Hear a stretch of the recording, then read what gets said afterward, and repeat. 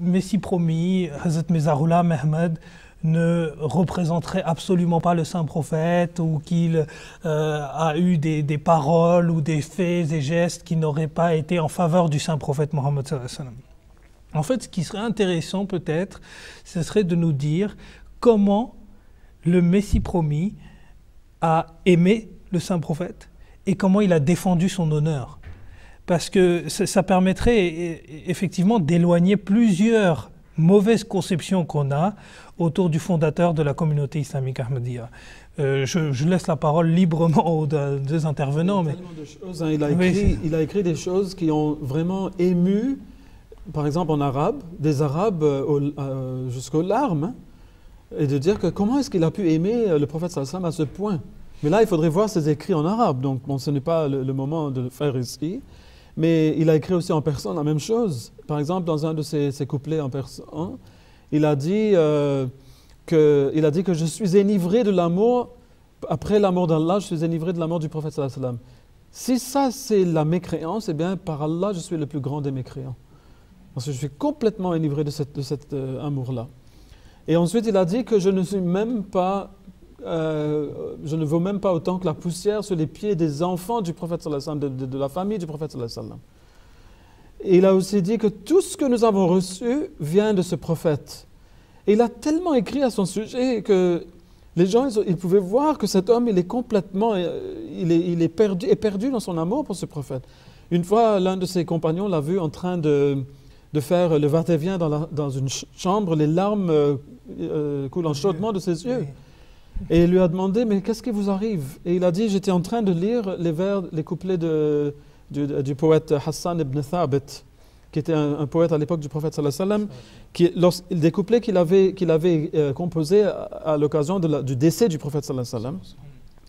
Et il a dit que tu étais la pupille de mes yeux. Maintenant, à cause de ta mort, je suis devenu aveugle. Mes yeux ont perdu leur vue. Il a dit, n'importe qui peut mourir après toi. Moi, je n'avais peur que de ta mort. Et il était en train, et bien sûr, ça rime en arabe, hein? C'est très grandiose. Et il était en train de dire, si au moins moi, j'avais pu composer ces vers, si au moins ça avait pu être moi. Qui avait écrit ces vers? Ouais, et il pleurait en récitant cela, en pensant au prophète mort, alors qu'il ne l'a pas rencontré. Mais il l'aimait trop. Il l'aimait à en mourir. Non, mais c'est vrai. Et puis, justement, pour en revenir à ce chef-d'œuvre dont on avait parlé la dernière fois, Brahim et Ahmadiyya, je crois que c'était Qayyum Saab qui l'avait évoqué. C'est vrai qu'on remarque que même dans la plume du Messie promis, la manière dont c'est écrit, et notamment quand il fait des éloges sur le saint prophète Mohammed sallallahu alayhi wa sallam, quand il écrit dessus, on voit qu'il y a l'utilisation à répétition de virgules et de superlatifs, c'est-à-dire qu'il a envie d'en dire toujours plus. Et ça montre également le fait que, à partir du moment où il écrivait sur le saint prophète, il y avait un amour qui dépassait la compréhension humaine, en fait, qu'il le prenait en fait au cœur. Et c'est vrai que ça prouve le fait qu'il était loin d'être un détracteur, que Dieu nous en préserve, hein, de Mohammed sallallahu alayhi wa sallam, mais il en était le plus grand admirateur et le plus humble admirateur.